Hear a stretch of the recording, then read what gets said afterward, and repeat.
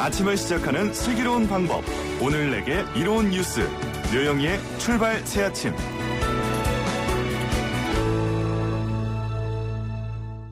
류영희의 출발 새아침 3부 문을 활짝 열었습니다. 먼저 경제 박뉴스부터 시작합니다. 알면 대박. 모르면 쪽박. 경제 박뉴스. 네, 복잡하고 어려운 경제 이야기를 쉽고 재밌게 풀어드리는 시간입니다. 알면 대박 모르면 쪽박. 경제 박뉴스 참 좋은 경제연구소 이인철 소장 만나겠습니다. 소장님 안녕하세요. 예, 안녕하세요. 오늘이 20대 국회 마지막 날입니다. 그런데 의미 있는 법안 처리들이 몇 개가 보입니다. 공인인증서가 21년 만에 역사 속으로 사라진다. 이것도 그 첫 번째겠네요. 그렇습니다. 공인인증서는 1997년 7월에 도입이 됐습니다. 도입 초기에는 강제 의무 사용은 아니었는데요. 하지만 금융감독원이 1999년부터 전자금융감독 규정이라는 걸 만들어서 의무 사용토록 했습니다. 이후에 은행 등에서는 이 인터넷 뱅킹 전반에 대해서 공인인증서가 확산이 됐습니다. 문제는 이 기술 자체라기보다는 불편함 때문이었는데요. 발급 과정도 까다롭고 그리고 PC와 스마트폰 간 호환도 불편한 데다 USB, 휴대용 저장 장치를 들고 다녀야 하는 이 굉장히 많은 불편함 때문에 이용자들의 비판을 받아왔는데요. 특히나 2014년에 이 별에서 온 그대라는 드라마가 선풍적으로 동남아 시장에서 인기를 끌었습니다. 여주인공이 입었던 이른바 천송이 코트를 구매하고 싶은데 외국인들이 이 액티브 X와 공인인증서 장벽 때문에 온라인 구매를 포기하는 사례가 속출하자 이 공인인증서 폐기 여론이 들끓었습니다. 2017년 문재인 대통령이 공인인증서 폐지를 공약으로 내세우면서 입법 과정이 급물살을 탔는데 드디어 오늘 20대 국회 마지막 날 본회의에서 공인인증서의 지위를 폐지하는 전자서명법 개정안이 본회의 통과를 앞두고 있는데요. 통과되면 도입 21년 만에 역사의 뒤안길로 사라지게 됩니다. 네, 공인인증서가 사라지게 되면 본인 확인은 어떻게 할까? 보안은 괜찮을까? 이런 우려들이 많이 있습니다. 그렇습니다. 이번 개정안으로 이제 공인인증서와 사설인증서의 이 벽이 없어지게 되면 기존 인증서보다 좀 편리성이 좀 뛰어난 사설 인증서들이 계속 늘어날 가능성이 높은데요. 현재 대표적인 민간의 전자 서명은 3파전이 예상됩니다. 우선 카카오의 카카오페이 인증입니다. 2017년 6월 처음 이 서비스가 나온 이후 3년도 안 돼서 5월 현재 카카오페이 인증 이용자 수가 1,000만 명을 넘어섰습니다. 카카오페이 인증은 이 공인인증서와 동일하게 이 공개 키 기반의 전자 서명 기술에다가 위조, 변조가 불가능한 이 블록체인 기술을 적용한 것이 특징적입니다. 두 번째는 이동통신 3사가 운영하고 있는 패스도 급성장하고 있는데요. 앱을 실행한 이후 1분 내로 전자 서명이 가능하다라는 편리함이 장점입니다. 5월 기준 이용자 수가 2,800만 명을 넘어섰습니다. 마지막으로 이제 은행권이 공동으로 만든 뱅크 사인도 있는데요. 한번 발급하면 여러 은행에서 사용할 수 있다라는 점이 강점이지만 이용자 수에서 30만 명에 그쳐서 가장 밀리고 있습니다. 어쨌든 지금 기술과 편의성으로 무장한 민간 사업자들이 이 시장에 도전을 하고 있습니다. 이 전자인증 시장 규모가 600억 원을 넘는 것으로 나타나고 있어서 각축전을 벌일 것으로 예상이 되고 있습니다. 네, 카카오페이 인증이라든가 통신 3사의 패스 인증 그리고 은행 연합회에서 내놓은 뱅크 사인 여러 개가 있는데요. 사실 저는 그동안에 사용하면서 이거 조금 하기 싫다, 불안하다 이랬는데 오히려 이런 것들을 많이 사용해야 된다 이런 얘기네요. 한번 도전을 해보겠습니다. 그리고요, 올 하반기부터는 배달 음식과 함께 주류 배달이 가능해진다는 소식도 있습니다. 그렇습니다. 실제로 이제 국내 업체 주류 배달은 최근 5년 동안 연평균 2.5%씩 줄어들고 있는 반면에 수입은 24% 넘게 급증하고 있습니다. 점점 규제 때문에 국내 주류업계 입지가 좁아지고 있다는 점을 감안해서 정부가 주류 경쟁력 강화를 해서 규제를 확 풉니다. 크게 한 세 가지가 달라지는데요. 우선 오는 7월부터 배달 음식과 함께 주류를 주문할 경우 음식값을 넘지 않는 범위 내에서 주류 배달이 허용이 됩니다. 예를 들어서 치킨 2만 원 주문할 때 맥주도 2만 원까지는 배달 주문이 가능해진다라는 거고요. 두 번째가 이 소주와 맥주의 경우에는 가정용, 마트용 이 구별이 있었는데 이게 사라지고 가정용으로 통일이 됩니다. 2002년 이후에 18년 만에 변화인데요. 이 동일한 제품임에도 불구하고 용도별로 구별되다 보니까 재고관리 비용이 많이 들었습니다. 이게 없어지게 되면 이 재고관리 비용이 줄어들 것으로 보이고 세 번째는 한국판 기네스의 생산도 가능해질 것으로 보입니다.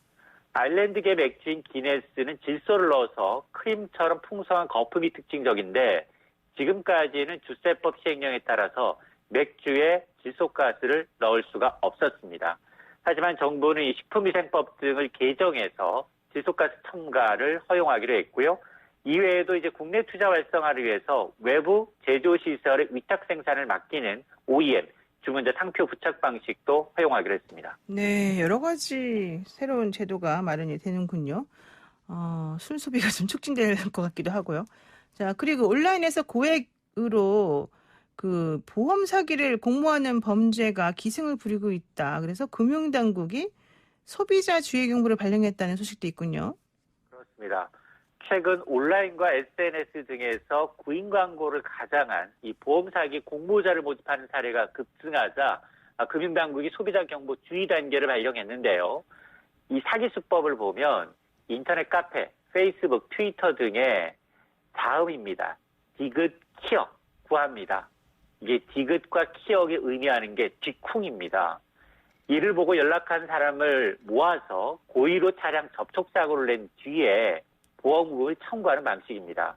급전 필요하신 분 연락주세요. 하루 일당 25만 플러스 뭐 이런 식의 광고를 올려서 고의로 교통사고를 내면 돈을 손쉽게 벌 수 있다라고 말한 뒤에 실제 교통사고를 내서 보험금을 타내는 방식입니다.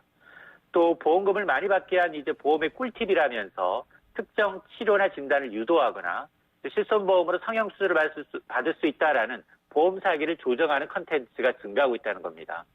이 금감원 측은 이 코로나19로 경제적으로 어려움이 있는 저소득층, 또 사회 경험이 낮은 청소년층이 자신도 모르는 사이에 보험 사기에 연루될 가능성이 높다라고 보고 있는데요.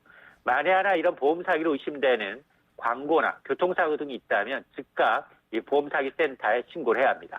네, 보험 사기는 정말 근절돼야 되는데요. 뒷쿵, 디귿 키역 구합니다. 이게 바로 그 차량에 마치 부딪히지도 않았는데 부딪힌 것처럼 사고를 유발한 다음에 보험금을 타먹는 그런 수법을 말하는 거였군요. 아, 정말 이런 사람들 언제 사라지는지 제가 쫓아가서 좀 잡고 싶은 심정이네요. 자, 오늘 말씀 여기까지 듣겠습니다. 고맙습니다. 네, 고맙습니다. 네, 지금까지 참 좋은 경제연구소 이인철 소장이었습니다.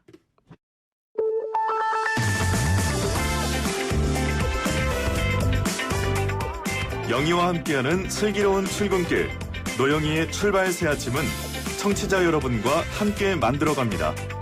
짧은 문자 50원, 긴 문자 100원에 유료 문자 샵 0945, 우물정 0945로 문자 보내주시거나 유튜브 보이는 라디오 댓글창, YTN 라디오 어플리케이션 예스를 통해 여러분의 목소리를 들려주세요. FM 94.5MHz YTN 라디오 노영희의 출발 새 아침, 잠시 후 계속됩니다.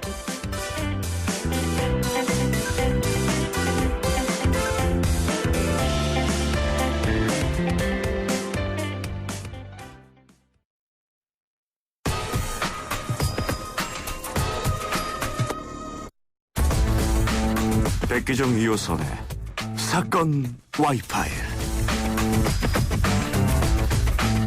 하나의 사건을 입체적으로 풀어보는 시간, 사건 와이파이 시간입니다. 백기정 2호선의 사건 와이파이. 저도 한번 해봤습니다. 너무 이상한가요? 오늘도 이성과 감성의 이해를 도와주실 두 분 모셨는데요. 백기정 전 수서경찰서 강력팀장 나와 계시고요. 안녕하세요. 안녕하십니까. 북카 백기정입니다. 네, 북카 백기정 팀장 나오셨고요. 2호선 시민상담 전문가 나오셨습니다. 안녕하세요. 안녕하세요. 반갑습니다. 네, 우리 예쁜이 2호선 전문가랄까요? 뭐 하나 해야 될 것 같은데. 자, 일명 조주빈 사건으로 불리우는 디지털 성착취 범죄 N번방. 이 N번방을 처음으로 개설해서 온갖 종류의 나쁜 짓을 저지르게 만든 그리고 성착취 영상을 유포한 갓갓. 이 갓갓의 신상이 공개됐습니다. 24살의 문형욱이라는 이름으로 얼굴과 신상이 공개됐는데요. 아, 정말 이 갓갓 풀면 풀수록 나쁜 짓을 많이 했더구만요. 예. 오늘 이 문형욱 범죄 내용과 체포 과정에 대해서 자세한 얘기 한번 나눠보도록 하겠습니다. 백 팀장님. 네. 풀어주시죠, 북카. 부드러운 카리스마, 북카. 예, 문용욱 네. 지금 안동경찰서에서 이제 신상공개 그 심의를 통과해가지고 그 안동지청에 이제 송치가 됐거든요. 네. 이 문용욱이라는 사람, 이 대학교 4학년인데 2018년 이제 9월부터 올해 1월까지 그러니까 디지털 성착취물을 텔레그램에 8개 방에 이제 어느 정도로 올리냐면 3,000여 개 정도를 올립니다. 3,000여 개. 예, 3,000여 개 정도를 올려서 이제 유포를 했는데요. 처음에 이게 보이스피싱 수법이에요. 그러니까 아무 언론에서도 이걸 다루지 않았는데 저는 그렇게 봐요. 왜 그러냐면 SNS상에 노출된 이런 그 사진들을 골라서 그 다음에 접근을 합니다. 어떻게 하느냐. 나 경찰관인데, 당신을 도와주겠다. 그러니까 여기에 걸려든 사람이 지금 실질적인 피해자 21명 중에 10명이 아주 나이 어린, 여자아이들이에요. 그러니까 미성년자 청소년이라고 하기에도 아주 나이 어린 그 여자아이들도 있거든요. 이제 이런 사람에게 접근을 해서 계정, 그 다음에 패스워드 아이디 이런 비밀번호를 알아내요.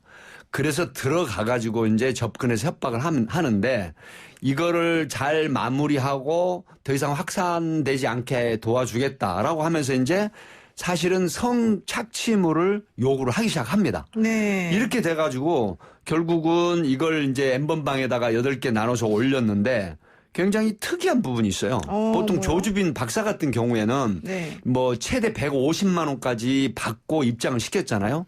근데 이 문영욱이는 아주 비교적 상대적으로 적은 액수 10,000원짜리 상품권을 받고 90명을 상대로 90만 원 정도 획득을 했는데 이것도 입막음용으로 줬죠. 되돌려 주기도 하고. 근데 이제 지금 문제가 됐던 건 2018년도에 대구 여고생 성폭행 사건이 사회적으로 굉장히 이슈가 됐었는데 그렇죠. 이게 지금 본인이 했다고 자백을 했고 경찰이 어느 정도 확인을 했는데 피해 학생이나 청소년들의 부모가 경찰에 신고하겠다라고 하면 지금까지 디지털 성착취물을 무차별적으로 유포하겠다 협박을 하기도 했어요. 3명의 부모들에게. 그래서 네. 신고를 못하게 하는 이런 부분이 있었는데 사실은 악랄한 범죄를 저지르는 N번방을 개설한 최초의 범죄인입니다. 네. 그러니까 어린 여학생 수십 명을 협박을 해서 끔찍한 성착취 영상물을 찍게 하고 그 사진과 영상을 텔레그램 N번방에서 공유를 했는데 아까 말씀하신 것처럼 돈을 뭐 많이 받고 싶어서가 아니라 왜 이런 짓을 했냐 물어보니까 그릇된 성관념 때문에 이런 범행을 하게 된 거다. 뭐 이런 얘기를 했고요. 더더군다나 영상물을 뭐 받은 거는 물론이고 성폭행까지 지시를 한 정황이 나왔습니다. 뭐 한 3건 정도 네. 했다고 주장을 하는데 피해자가 50명이 넘는다는 문영욱 진술을 토대로 경찰이 확인해 보니까 피해자가 11명이 더 있었고 아까 말씀하신 것처럼 부모 3명에게 그렇죠. 협박한 혐의까지 있었단 말이죠. 2015년부터 이런 범행을 저질렀다고 하는데 더 나오지 않을까 지금 생각하고 있는 겁니다. 네. 자, 그렇다면은 이 문형우 이 조주빈하고 차이가 있다면 뭐가 있을까요? 조주빈은 대체로 목적이 뭐냐면 돈을 목적으로 돈으로? 했어요. 그런데 지금 문영욱은 제가 이제 범죄 심리적 측면, 어제 제가 그 토론을 좀 하고 해봤는데 네. 우리 심리학을 전공하신 노영희 변호사님 계시고 이호선 지금 현재 그 상담 박사님 전문가 계시는데 계시는데, 예. 이게 이제 일종의 자기애성 성격 장애라서 나르시시즘이라고 보통 얘기를 하지 않습니까? 요 지금 상황이 굉장히 강해요. 왜 그러냐면 어떤 그 부당이득이라든가 이런 범죄로 인해서 돈을 많이 이렇게 획득하는 이런 부분하고 전혀 거리가 좀 멀어요. 그래서 90만 원, 90명을 상대로 10,000원권 상품권을 문화상품권을 받아가지고 이걸 되돌려 주기도 하고 입막음용으로 사용하기도 했는데 목적이 상당히 좀 왜곡된 어떤 우월적 만족, 성적 만족 이런 게 아니냐 하는 지금 분석들이 좀 있거든요. 왜 그러냐면 조주빈은 철저하게 돈을 목적으로 했어요. 그런데 이 지금 문영욱 같은 경우에는 뭐 검찰 송치 때도 본인이 성관념이 잘못된 것 같다라고 얘기를 했지만 그런 부분이 상당히 일치하다라고 하는 분석이 있거든요. 하기 때문에 돈을 목적하는 것보다는 일종의 이런 형태의 어떤 자기 만족, 우월감 그리고 갓갓이라는 게 뭐예요? 오마이갓 보통 우리가 하지 않습니까? 자기가 신의 영역이 있다. 그 디지털 세계에서는 이런 어떤 우월감이 있다라는 게 지금 일각에서의 분석이 있기 때문에 이런 범죄 심리적 측면에서 이런 성향이 강하다라고 분석을 합니다. 약간 성도착증, 네, 뭐 간음증도 가미된 그런 요소가 변태적인 있어요. 성도착증이 있는 게 아닌가 네. 생각을 한번 해볼 수 있는데 어떻습니까? 이호선 전문가님께서 보시기에. 이거는 제가 볼 땐 이제 조주빈하고 확연하게 좀 달랐던 부분은 말씀하셨던 대로 조주빈은 이제 돈이 핵심이었고요. 반면에 이 문영욱이 했던 가장 핵심적인 단어는 전 게임이라고 생각해요. 게임이요. 이 게임이라고 하는 게 가만 생각해 보면 우리가 지금 문영욱이 했던 이야기 게임이란 단어하고 잘못된 성관념 이 두 가지를 한번 좀 섞어서 생각을 해보면 잘못된 성관념이라고 하는 건 결국은 여성이나 혹은 여성과 관련된 자기의 성적 세계관에 문제가 있었다라고 이야기를 하는 건데 근데 지금 이 사건이 저는 이게 이미 고통 예측이 가능한 범죄라고 저는 생각을 하고요. 특별히 이 범죄 같은 경우에는 굉장히 가학적인 생각을 가지고 이제 행동도 지시를 하고 그다음에 이 부분을 촬영을 한 다음에 유통을 했어요. 이거는 가학성을 가진 목적 범죄라고 저는 생각을 하는데 문제는 뭐냐.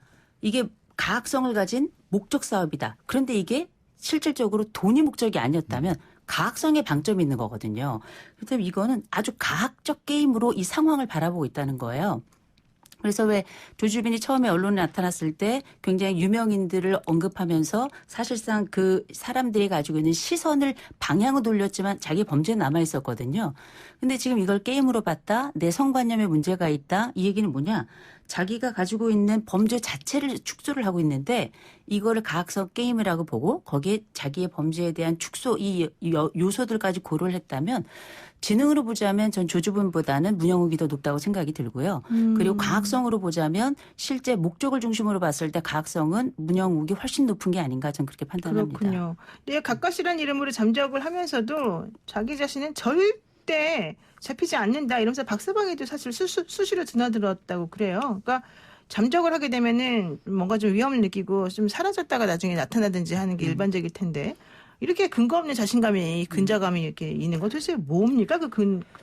자신감의 근처 이게 그 환경 확신이라고 저는 생각을 하는데요. 환경 확신이요? 네, 환경 확신이라는 게 뭐냐면 결국은 이 사람은 경험적으로 또 본인이 판단했던 환경을 통해서 본인의 거취를 결정하고 그다음 본인의 그 안심 곧 스스로가 안전할 것이라는 생각을 했던 것 같은데 이게 지금 이제 지난 2018년도부터 시작해가지고 올해 1월에 이르기까지 결국은 뭐 엄밀히 말하자면 기간으로 보자면 조주빈 중심으로 해서 작년 7월부터 올해 1월까지 한 400명 정도 넘는 연관자들이 지금 잡혀서 수사를 받고 있는데 그 가운데 7월에 사라졌다가 지금 1월에 다시 나타난 게 가까시예요. 그리고 나서 뭐라 그랬냐면 난 절대 안 잡힌다. 난 추적 불가다. 이렇게 이야기했는데 거기에는 크게 이제 한 세 가지 지금 조건이 나타나고 있잖아요. 하나는 뭐냐면 문화상품권 사용했던 거 하나.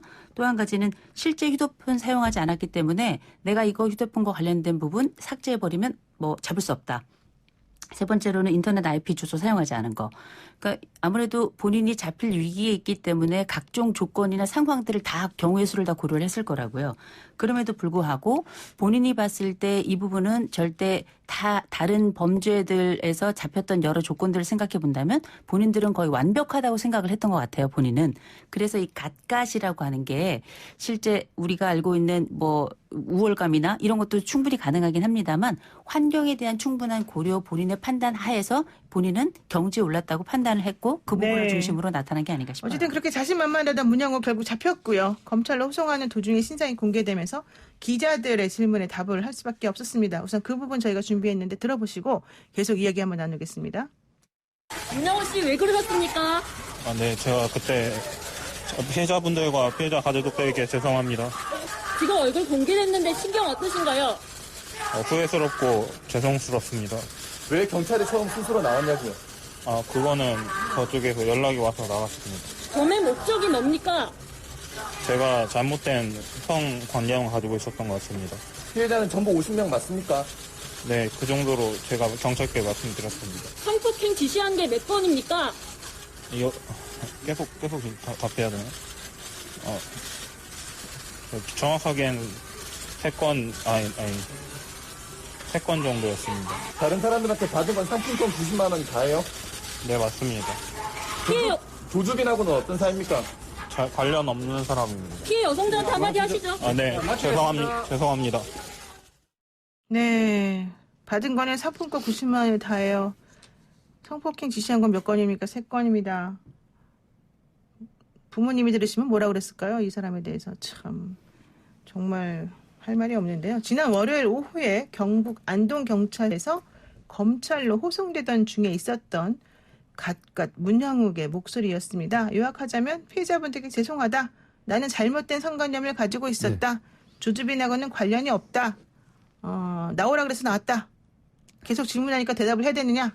이거네요. 정말 한심스러운데 이전에 잡혔던 박사 조주빈이나 붓다 강훈 등은 기자들이 질문해도 답도 안 했는데 문형욱은 순종적인 성격이라 그래야 될까요? 모범생이라 그래야 될까요? 질문에 대답을 따박따박 잘합니다. 이거 네. 어떻게 봐야 됩니까? 제가 앞에서 말씀드린 이제 그런 어떤 부당이득, 범죄 수익 이런 목적보다는 사실은 그 본인의 어떤 우월감이라든가 그다음에 이제 아까 그 이호선 교수님 그 공감해요. 제가 그 환경적인 그런 문제에 굉장히 공감하는 부분이 지금 이 체포 과정을 제가 잠깐 말씀드리면요. 네. 이 사람 도망다니다 잡힌 거 아니에요.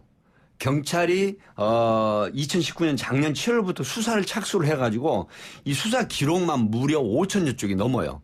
그래서 이제 다른 대부분의 사람들처럼 당신 참고인 자격으로 좀 출석을 해라라고 요청을 하니까 아니 이 각각이 자진 출석을 합니다. 안동 경찰서에. 네. 근데 이거는 이 자신감은 뭐냐면 본인이 지금 박사 조주빈과 텔레그램 대화방에서 어떤 걸 얘기해서 나는 잡히지 않는다. 그리고 그렇죠. 심지어 조주빈이가 뭘 했냐면 이 각각의 문형욱이 수법을 그대로 답습을 해요. 그래서 그걸 사실은 범죄 수익으로 연결시킨 부분이거든요.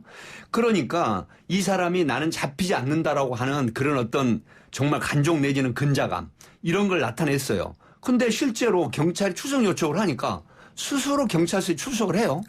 그래서 이제 인터뷰룸에서 조사를 시작하는데 무려 상당히 오랜 시간 동안 부인을 합니다. 범행에 대해서. 근데 이제 경찰이 따북따북 수사 자료를 들이대고 추궁하니까 그때서야 시인을 해가지고 이게 긴급 체포된 사항이에요. 네. 현장에서 도망다니다 잡힌 게 아니거든요. 그렇다고 하면 이런 자신감은 뭘까? 그러니까 아까 말씀하셨지만은 어떤 범죄 수익이 목적이기보다는 그 환경적인 요소에 자신감이 있고 또 하나는 뭐냐면 자기의 성적 욕망이나 우월감 이런 부분들이 왜곡된 심리가 좀 형성이 많이 돼 있었고 그다음에 이제 그 나르시시즘이라고 하는 부분의 특징이 하나가 뭐냐면 다른 사람 타인을 이용해서 자기 만족을 하는 우리 범죄 심리 공부할 때는 이런 걸 많이 하거든요. 그런 요소가 굉장히 강하다고 분석이 되기 때문에 아마 제가 판단할 때는 이런 부분에 어떤 그 우월한 심리나 성적 만족을 스스로 굉장히 많이 가졌고 그다음에 자기가 가까시라고 명명한 부분은 신의 영역에 어떤 자기가 들어가 있다고 하는 그런 어떤 왜곡된 심리가 상당히 들어있다라고 보기 때문에 이런 부분에서 본인은 결국 돈이 목적이 아니었고 잘못된 성관념이 있다고 하는 부분은 향후 재판이라든가 수사에도 상당한 어떤 전략적인 그런 틈새로 대화를 한 게 아닌가 하는 생각이 듭니다. 사실 저는 이제 제가 심리학 공부를 했으니까 그냥 아주 조심스럽게 말씀을 드리면 이런 종류의 사람은 나는 경찰에서 조사받으라고 해도 안 잡힐 거다라는 게 첫 번째 근저에 깔려 있고 그렇죠. 두 번째로는 경찰을 무시하는 거죠. 말하자면은 나는 너네들보다 한 수 위에 있다. 그리고 또 하나는 아주 그 깊은 기저 심리에는 좀 잡혔으면 좋겠다 이쯤에서 예, 나를 좀 드러냈으면 좋겠다 이런 심리가 사실은 또 있어요. 이 모범생의 얼굴을 쓴 사람이 나중에 이제 이중적인 행동을 했을 때 좀 내가 이중적 행동하는 걸 사람들이 알아줬으면 좋겠다 이런 심리가 원래 있거든요. 그래서 나를 좀 혼내줘라. 내 스스로가 나를 통제하지 못해서 내가 나쁜 길로 빠지는 거를 당신들이 좀 알아서 나를 혼내줘라. 막아달라. 나를 좀 멈춰달라. 이런 메시지를 주는 게 있는데 저는 이 각각도 좀 그런 스타일이 아니었을까 이번에 여러 가지 일련의 행동을 보면 어떻게 보십니까? 저는 조주빈에게서는 그런 부분이 충분히 좀 발견된다고 생각을 하고요. 근데 저는 각각을 보면서 이 사람이 지금까지 우리에게 보여줬던 표정이나 여러 단어들이 굉장히 제한적이에요. 실제 수사 안쪽에서 어떤 얘기를 했는지를 좀 살펴봐야 되겠지만 이런 자기애성 인격 장애를 보여주기에는 자료가 너무 아직은 좀 취약하고요. 다만 이제 어떤 생각이 드냐면 이 문형욱 같은 경우는 굉장히 침착하고요. 대답도 잘하죠. 근데 거기에는 만약에 우리가 이걸 어떻게 안쪽에 뭐 대단한 게 있다고 만약에 생각한다면 제가 볼 땐 대단한 게 있기보다는 나는 조주빈하고는 좀 결이 다른 사람이야 라는 걸 보여주는 것 같고요. 거기에는 이 첫 번째 정보들을 몇 가지 예를 들어서 뭐 나는 뭐 3건에 이렇게 뭐 뭘 했고 뭐 50명의 피해자가 있고 이런 얘기를 털어놓는 이유는 제가 볼 때는 이 3,000개가 넘는 영상물을 통해서 그 사이에 어떤 일이 벌어졌을지는 잘 모르겠는데 순수하게 인정하는 거는 적어도 내가 이 사람들하고 같이 묶이거나 이 사람들하고 공범이 아니다라고 하는 거를 조금 분리를 하는 것 같고요. 두 번째로는 일부를 인정하는 얘기는 이 부분에 집중해서 다른 더 큰 부분에 대해서 관심을 갖지 않게끔 하는 것 이런 부분은 있다고 생각이 드는데 사실 이 안쪽에서 심리가 어떤 식으로 작동하는지 모르겠지만 스스로가 조주빈보다는 윗선에 있다라고 생각하는 건 맞는 것 같아요. 그러나 나머지 부분에 있어서 명칭만을 통해서 어떤 그 전능감을 보여준다든지 아니면은 다른 어떤 기타 정보가 있으면 모르겠는데 이 정보들이 조금 더 나온다면 평가를 조금 더 명확하게 할 수 있을 것 같은데 현재로서는 조주빈의 정보보다 더 적은 정보라서 좀 더 지켜봐야 될 것 같습니다. 저 논점이 좀 하나 있어요. 네. 그 지금 노영희 그 진행자님께서 말씀하신 부분이 굉장히 저는 큰 폭으로 공감해 가는 부분이 뭐냐면 네. 이 지금 박사 조주빈은 자기 범행에 대해서 계속 부인을 해요. 그리고 풀어야 될 범죄에 대해서 계속 숨기고 은폐를 그렇죠. 했단 말이죠. 그런데 경찰이 미처 수사하지 못한 부분을 자기는 21명의 피해자라고 하는데 50명이 있다. 그럼 2018년부터 당신 범행을 하지 않았느냐 그랬는데 2015년부터 실제로 나 범행했다. 그리고 대구 성폭행 사건은 경찰이 인지하지 못한 상황이에요. 미제였어요. 근데 이걸 본인이 스스로 털어놨어요. 그렇죠. 2018년에 있었던. 예. 2018년 대구 여고생 성폭행 네. 사건. 그리고 이제 부모 협박이라든가 이런 문제도 경찰이 미처 수사하지 못한 부분을 본인이 다 자백을 해요. 그러니까 그리고 조직이라고 피해자도 다른 게 50명이다. 그거라는 거잖아요. 네. 그러면 이게 어떤 신의 영역에 있고 우리 이호성 교수님 말씀하신 것처럼 나는 조주빈이나 뭐 붓다나 뭐 이기야 이런 사람들하고 차원이 틀려하는 자신감이 있고요. 또 제가 왜 그 노영희 변호사님한테 공감하는 부분이냐면 밝히지 말아야 되는 부분은 경찰이 수사를 못하면 이게 범죄 사실이 적시가 안 되거든요. 그렇죠. 근데 본인이 스스로 털어놔요. 그러면서 세상에 더 큰 어떤 그 자기의 우월감이라든가 어떤 신적인 영역이라는 걸 드러내는 게 아닌가 하는 그러면서 내가 숨어 다니는 것보다 세상이 드러내서 나를 알리고 싶어하는 이런 어떤 충족된 심리가 왜곡된 심리가 있지 않나 하는 부분을 들여다볼 수 있다. 네. 이렇게 저는 봐요. 이게 조주빈만큼 충격적이지 않기 때문에요. 처음에 나타났던 조주빈이 우리에게 주었던 충격이 워낙에 커서 사실은 2차 충격은 1차 충격만큼 크진 않거든요.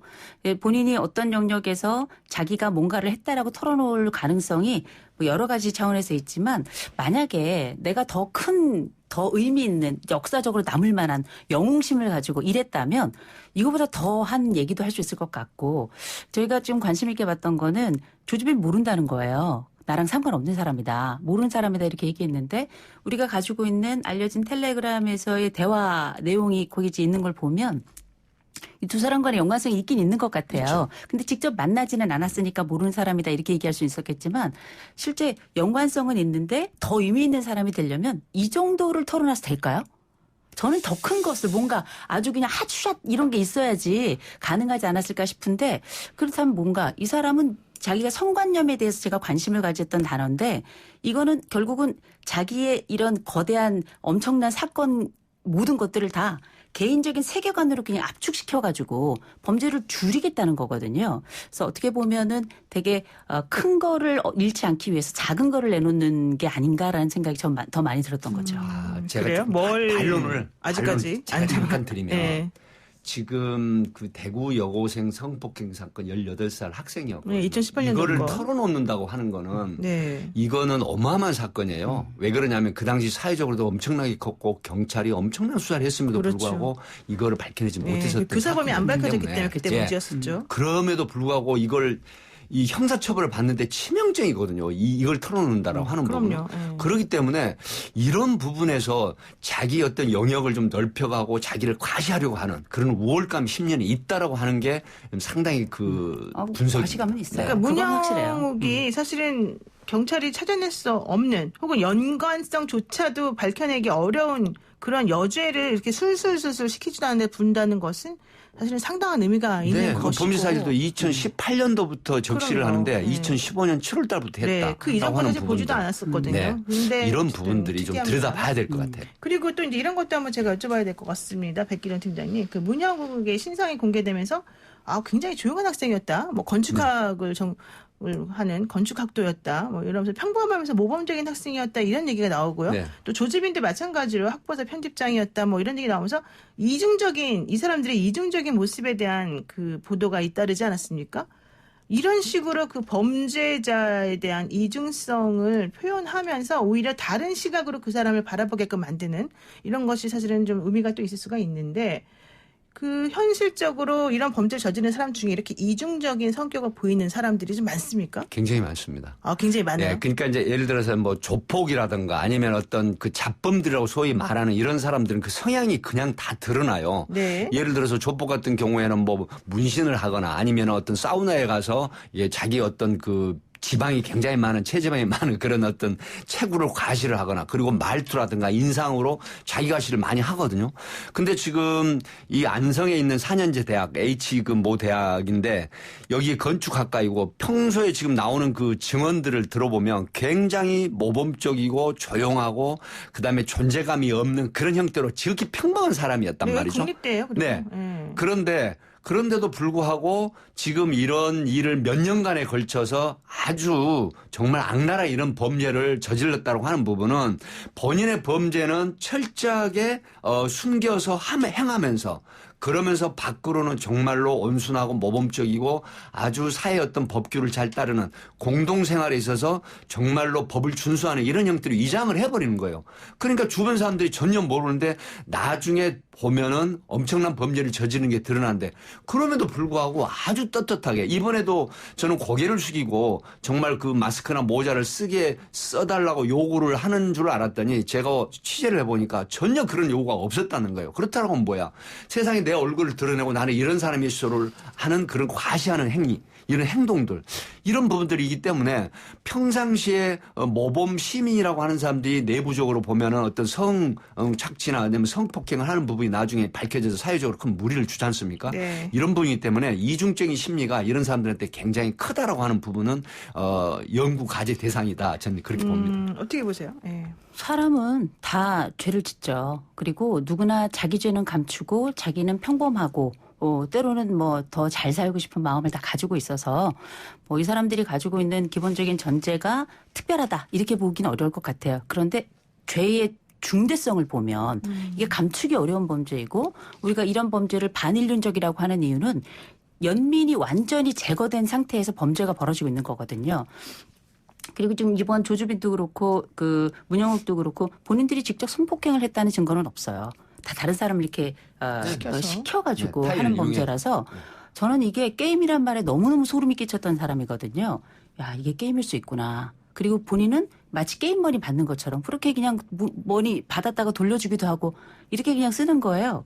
저는 이런 부분이 이중성도 있지만 우리가 지난번 조주빈 얘기할 때 제가 악의 평범성에 대해서 이야기를 했었는데 조커하고는 좀 다른 거죠. 우리가 보통 알고 있는 조커 같은 사람들은 암울한 성장기가 있었고요. 거기에 따라서 얘가 이랬구나라고 하는 그래서 그랬나 보다라고 하는 그 가슴 안쪽에 인간이 그래 나도 참 형편없이 살았고 어렵게 자랐고 그런 면이 있었지라고 하는 아주 일말의 공감 같은 것들 연민 같은 것들을 만들어내는데 이 지능범들이 가지고 있는 전형적인 특징이자 동시에 공감력이 없는 우리가 흔히 과거에는 사이코패스라는 말을 썼지만 원래 지금 이건 학문적인 용어는 아니잖아요.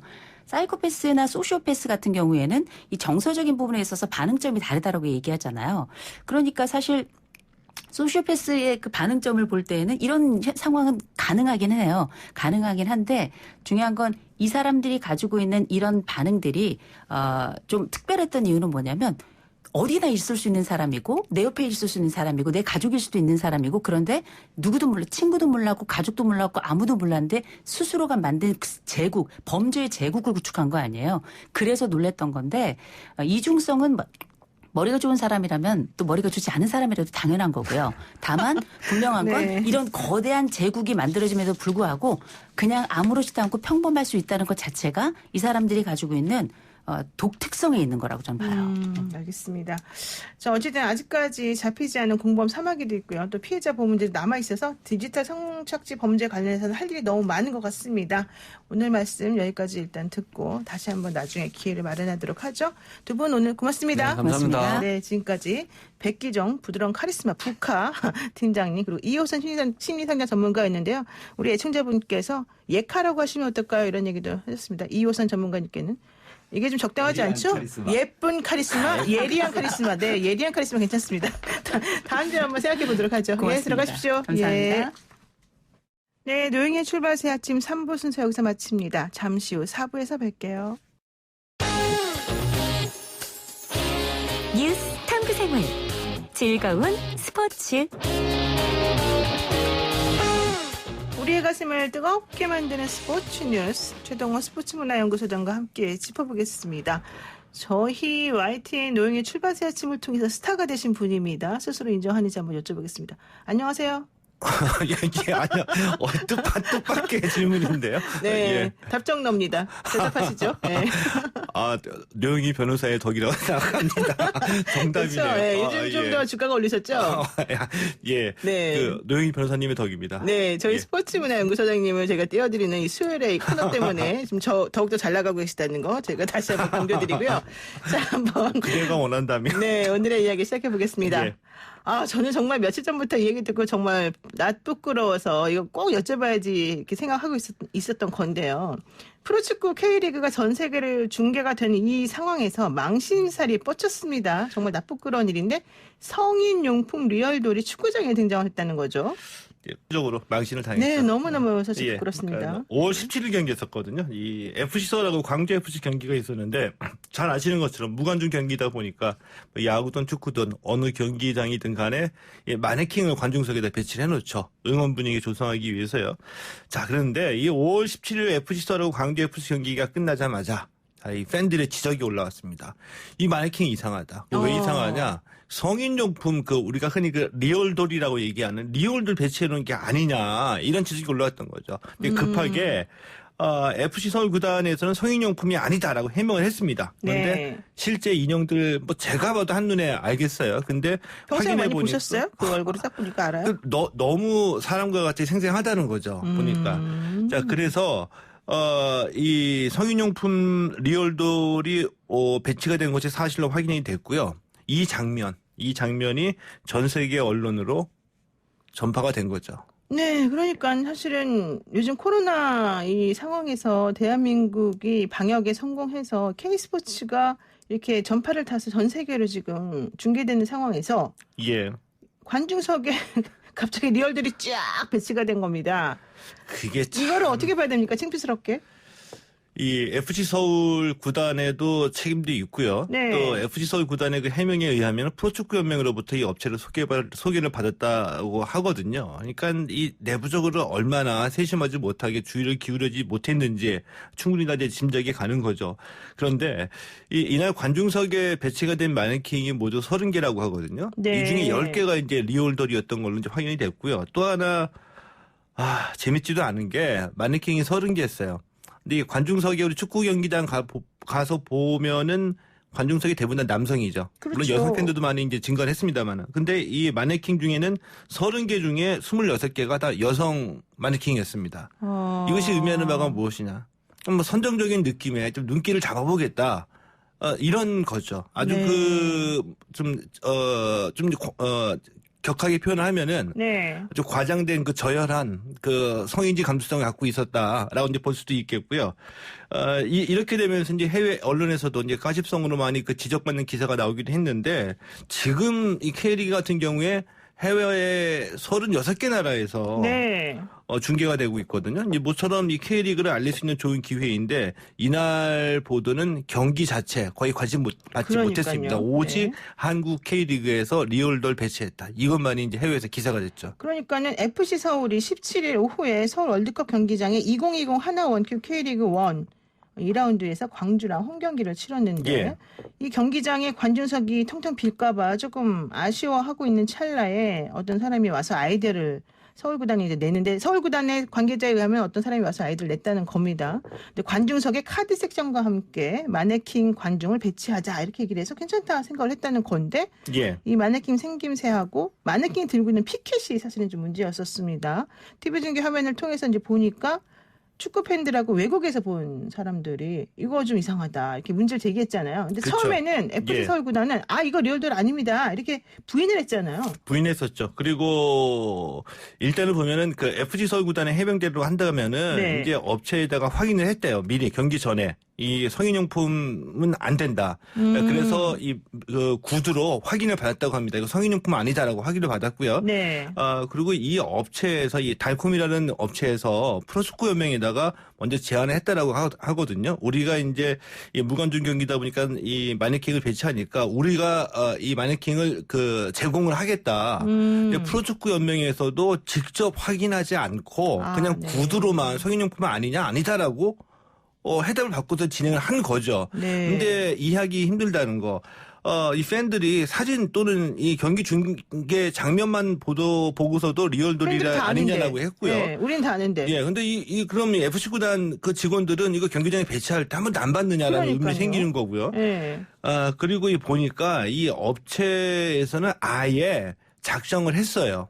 이 기회에 우리 제품을 홍보하겠다. 그래서 일부 마네킹에 있는 업체의 그 상호도 표기가 됐고요. 네. 또 모델 넘버 같은 모델명도 표기가 돼 있었다라고 합니다. 이 때문에 이 10번을 물러나서 이 구단의 해명을 듣더라도 구단의 해명을 전제로 한다면 이 업체에서는 의도적으로 성인용품이 아니냐라고 물어봤을 때 거짓말한 게 되는 거죠. 배치 경기장에 갖다 놔서 홍보하려고 아니다라고 거짓말하고 거기다가 모델명 상호까지 다 붙인 걸로 추정해 볼 수는 있죠. 아니 그리고 그 마네킹이 들고 있던 피켓에 예. 그 리얼돌 제작한 업체 명하고 리얼돌의 모델이 된 BJ 이름이 노출이 됐잖아요. 그랬죠. 근데 이거를 자기네들이 미리 확인해 놓고도 몰랐다는 건 사실 저는 좀 받아들이기 어렵고요. 석연치가 않죠. 전혀. 네. 예. 그리고 더 중요한 게 이제 FC 서울은 프로축구 연맹으로부터 이 마네킹 제작 업체인 달콤을 소개받았다고 해명을 했는데 5월 4일 날 관계자가 연맹을 찾아와서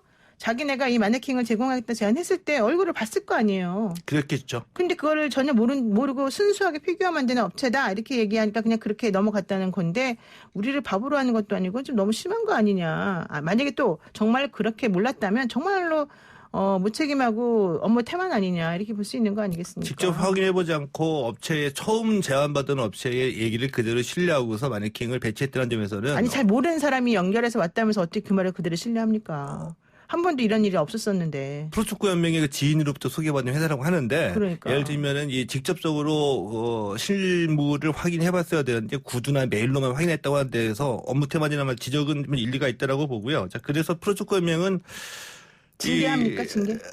징계를 위한 절차에는 들어갔어요. 그러니까 이번 주 안에 이 FC 서울 구단 관계자들을 이 상벌위원회에 올려서 이번 주 안에 상벌위원회를 개최한다고 하거든요. 자 그런데 이렇게 되면은 프로축구 연맹이 FC 구단을 징계하는 절차가 되죠. 네. 자, 그런데 이 업체에서는 프로축구 연맹의 지인의 소개를 받아가지고 이 제안을 했다라고 하거든요. 그럼 프로축구 연맹은 뭐가 되는 건가요? 제가 봤을 때는 징계는 프로축구 연맹의 권한이기 때문에 FC 서울이 주더라도 네. 프로축구 연맹에서 내부적으로 그러니까 기존의 어떤 기존 관계에 있지 않은 새로운 업체가 인형을 제공하겠다는 얘기만 듣고 네. 그대로 연결해준 이 프로축구 연맹의 책임도 물을 수 있다라고 보거든요. 그러니까 다시 한번 정리해 볼게요. 우선 FC 서울은 프로축구 연맹으로부터 이 마네킹 제작 업체를 소개받아서 이걸 허락을 해줬다는 거고요. 예.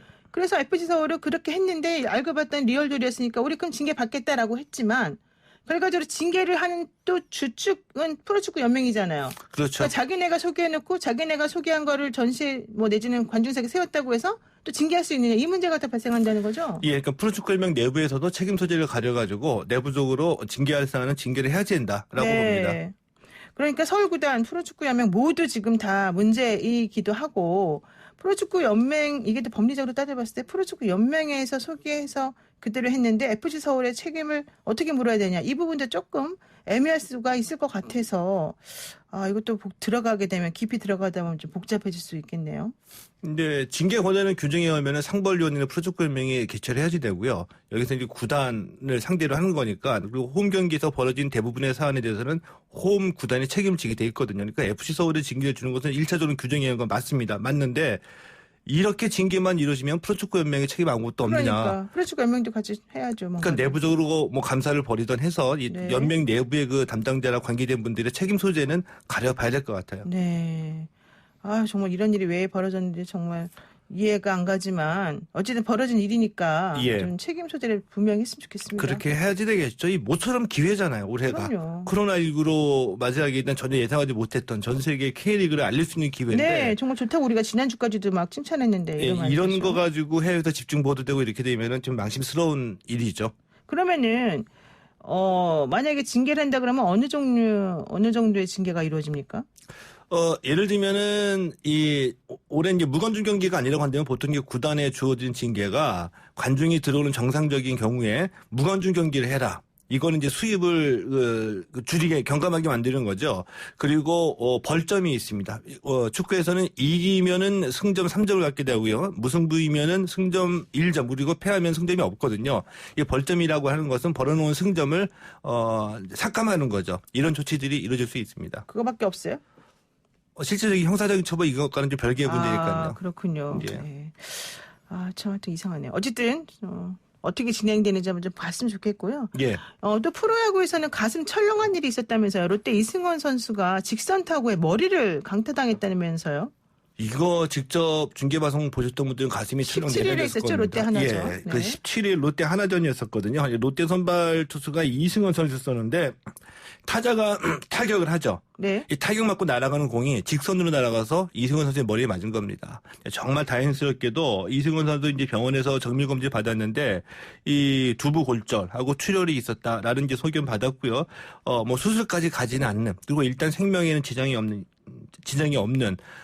하지만 지켜보는 이들에게는 굉장히 가슴 철렁한 장면이 연출이 됐었죠. 근데 의료진이 또 대처가 늦었다 이런 얘기도 나오던데 이건 왜 그런 겁니까? 이런 지적들이 많이 올라왔었거든요. 그래서 이 하나구단이 자세하게 설명을 했습니다. 이게 뭐냐면은, 이승원 선수가 쓰러지고 난 다음에 이제 구급차 콜사인, 구급차 들어와라. 이 결정이 내려지기까지 17초가 걸렸고요. 네. 실제로 구급차가 마운드에 들어오기까지 30초가 걸린 겁니다. 네. 자, 그리고 이 마운드에 들어서 이승원 선수를 데리고 출발하기까지 2분 15초가 걸렸는데, 네. 애타는 마음으로 지켜보기에는 너무 늦었어요. 기네요. 2분 길죠. 15초. 예. 네. 근데 그 안에 방치한 것이 아니라 의료진이 먼저 도착을 해가지고 긴급 응급 처치 이런 것들을 하는 시간이었습니다. 때문에 실질적으로 마운드 주변에서 이뤄진 일들은 매뉴얼에 따라서 진행이 됐다. 이렇게 네. 해석을 했습니다.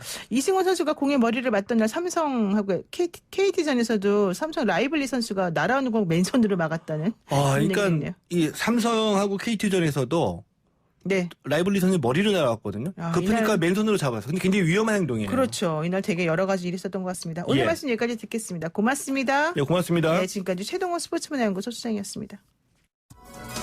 네, 노영의 출발새 아침 저희가 준비한 순서는 여기까지입니다. 저는 내일 아침 7시 정각에 변함없이 슬기로운 내용으로 찾아뵙겠습니다. 고맙습니다.